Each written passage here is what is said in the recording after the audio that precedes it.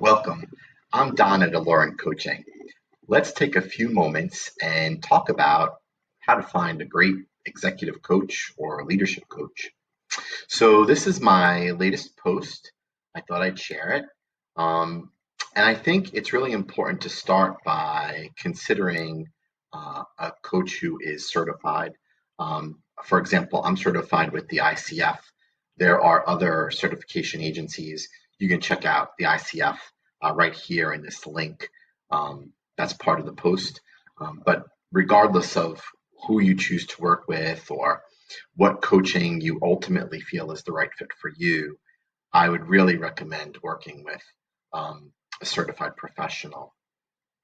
And part of the reason that is that you're looking to create this partnership or you'd like to be part of a partnership. And so when you think about executive coaching or leadership coaching, that might not be the first thought that comes to mind for a leader or an executive. Sometimes coaching has this almost negative connotation, like somehow I'm failing. And that's really not what's at the heart of coaching at all, at least not at the heart of my practice. And nor do I think it's the case for other coaches as well. So I think there's this great opportunity in thinking more broadly about why a coach might be right for you and how it might benefit both you in your personal and your professional life. I also think you want to be intentional about your coaching engagement.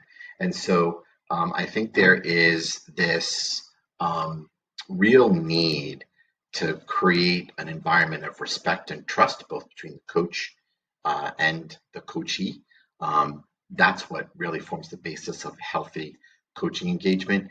And you're really looking for a professional who is going to go to a place where you may not always be at your most comfortable. So right here, in this entry around intention, we really look at, or I really look at, considering a professional bold enough to voice observations that others around you may shrink away from. Right? Sometimes growth requires that we hear things that we may not want to hear, or something that may not be readily apparent to us. And in a healthy coaching engagement, those observations should come to light. Before you even consider a coach, there are three questions that, in my opinion, you should really weigh. And they're outlined here in the intention portion of my post. How you practice commitment, how you take responsibility, and how you invest time in your adventure. I think that this idea of commitment, which we get down into in realization, I think this may be one of the most important or critical elements of thinking about a coach. Is it's really understanding the first step towards selecting a great coach is your being very or deeply introspective, right? Is really taking the time to think about what you want to be known for and why. How much self-directed work are you willing to do?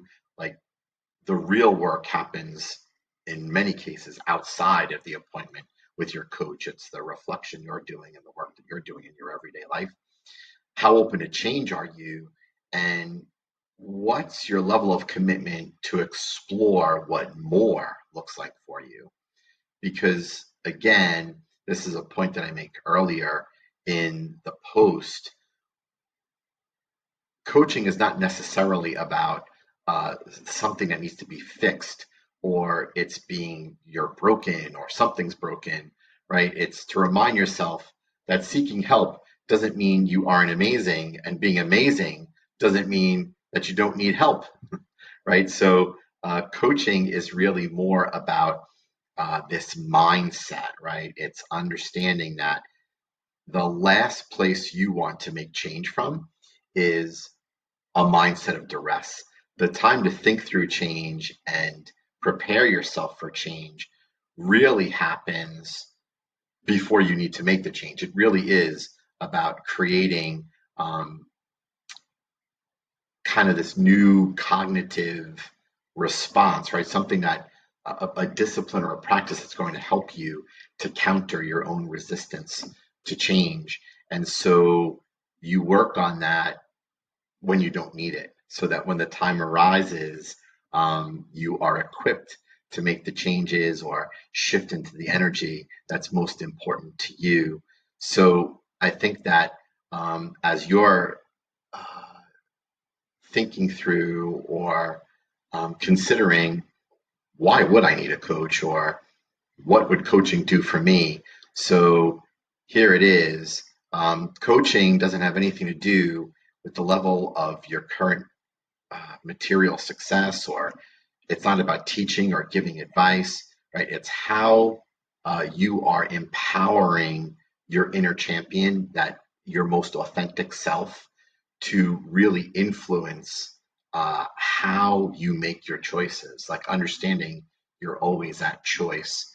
And the closer your inner champion is aligned with your values and what's most important to you and your passion, the more you're going to make choices that not only make sense for you, but really help you to manifest the life and the professional experience that you're looking for. So, as you consider an executive coach or a leadership coach, I hope that you'll take a look at this post and you'll consider Lauren coaching, and that we can get the opportunity to connect and work together soon.